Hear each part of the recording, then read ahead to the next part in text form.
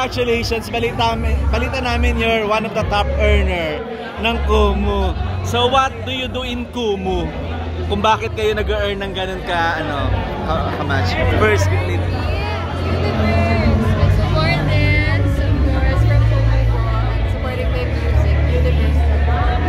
so you sing? Yes, I'm an artist. Singer-songwriter. How about you? I'm a lifestyle streamer. I'm a dance artist, so anything goes in my stream. So basta nabibigay ko na entertainment yung mga tao, napapasaya ko sila, that's what matters the most. And I guess that's where I get my support from. Kasama ba dyan yung nire-request nilang paggagawa sa'yo? Something like that? Careless whisper. Ala! So, ano yung pinaka-worst and siguro unforgettable moment mo doing in Kumu? Sa Kumu siguro, there was one time na nakatulog ako habang sinaset up yung stream ko. So naka-stream ako for 8 hours na natutulog lang ako. So they were watching me sleep. I don't know what happened there. Pero marami pa rin nag-send. Oo, marami pa rin nag-send. Apparently entertainment din sa kanila. Pero for me, I guess the best one was like every time I would be supported for campaigns. Kasi yun ko talaga nararamdaman na naniniwala din sila sa dream ko na magkatotoo thanks to Kumu. At siguro habang natutulog ka, nagka-dream ka din. Yes, of course. How about you? Yeah, my name is Dom Rial. I'm a talent of Markador. I'm a singer, songwriter, commercial model din, and hopefully an actor. Nag-compete ka, Mr.? No po. I'm a commercial model. Commercial model. So ano yung memorable stream mo sa Kumu? Memorable stream, siguro yung pinakamalaking diamond curlings ko sa isang stream. Pwede mo ba i-share how much? How much? Hindi, joke lang. Pero sabi nila kasi, yung successful Kumu streamer, parang marami na rin mga parang na-invest, parang ganon. So particularly, ano yung nagawa ng Kumu sa inyo? Oh, it changed my life. I got my car from Kumu, sports car from Kumu, business from Kumu, and especially self-confidence. Yung iba daw hindi nagkaroon ng shota sa Kumu. Oh! Isa ba yan? Wala pa naman. How about you? You're a singer. So most probably hindi nawawalan ng content. You just sing, di ba? Or parang hirap din. Yes, that's one of my, because I'm not a beer there, I always say to my listeners, my viewers po, hindi ako bumibirit unlike a lot of singers. So, kapag may request, disclaimer, hindi ako bumibirit, and I also love sharing my original songs. Pero there are times ba na pumayo ka na rin? Pumiyok, parang wala pa naman ako. Talaga kapag magaling. Pero, may mga, pag mataas na, kaya naman. Parang hindi halata. So, alam niyo na yung style niya. So, one more thing, parang dun sa 5 years ng Kumu, di ba?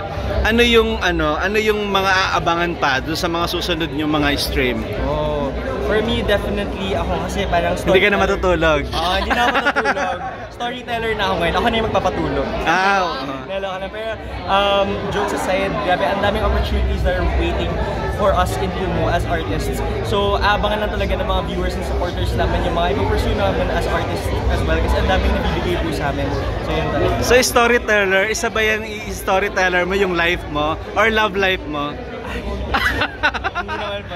Hindi po tayo nagkakwento ng mga person na sa Kumu. Usually, ano yung mga storytelling na ginagawa? For example, like yung mga nagaganap lang na projects, obviously sa mga supporters, sa mga viewers, gusto talaga nila nalalaman yung life mo kapag na-attain mo na yung mga goals mo, yung mga dreams mo. So definitely they want to feel as if they're part of your journey. So being able to share that with them, kung paano yung experience as an artist, paano yung mga napapagdaanan mo, super na-appreciate talaga nila yung mga ganda stories. If given a chance to choose, kasi uso rin yung collaboration, di ba? With some artists, sino yung gusto mo makakollaborate? Of course, singer din.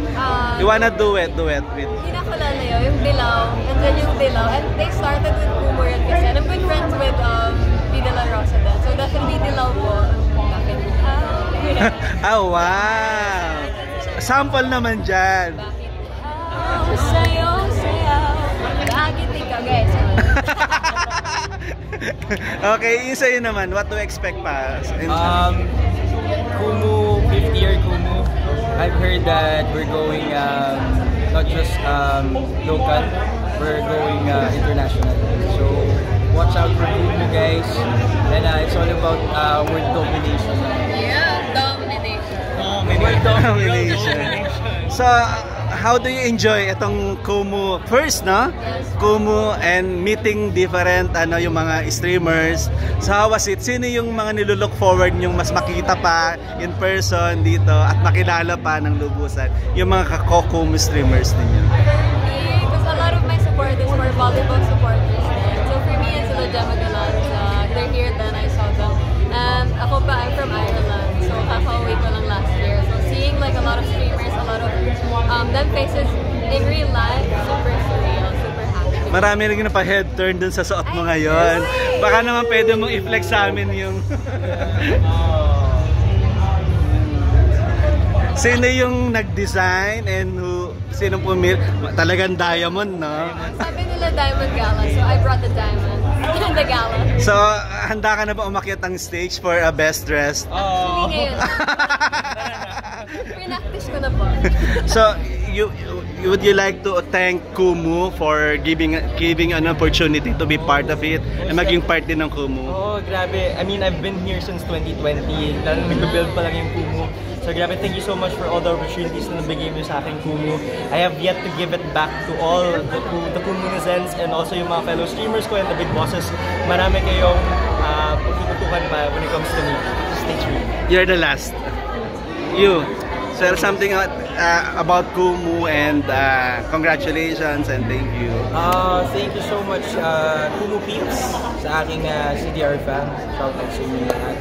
You guys are the best. So thank you so much for believing and choosing, artists na tingin nyo ay merong potential. So sobrang laking tulong. It's I have no words. Pwede ba umiyak? Send diamond shot. And last but not the least, the best dress of tonight. Okay. Uy, kinuna talaga kita kanina. Nakita mo. I was so amazed with how you okay. Yeah, so of course I want to say thank you to our bosses, to all the founders. We literally won't be here without you guys. So James, Rexy, all of the bosses, Sir Roland, and of course all of the people that work for Kumu, the back end, the prod. Sobrang mahirap yung behind the scenes. It wouldn't be possible without the people that really work hard to make this event possible. And a lot of the campaigns and Kumu, and of course all of the streamers. Thank you so much, you guys, for supporting us.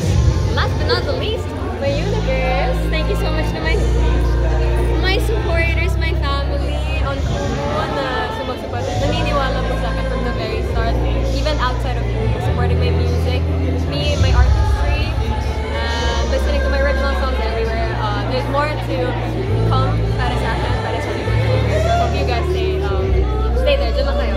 So happy 5th anniversary naman, Kumu. Go! Happy 5th Happy 5th anniversary, Kumu. 1, 2, 3, go! Happy 5th anniversary, Kumu!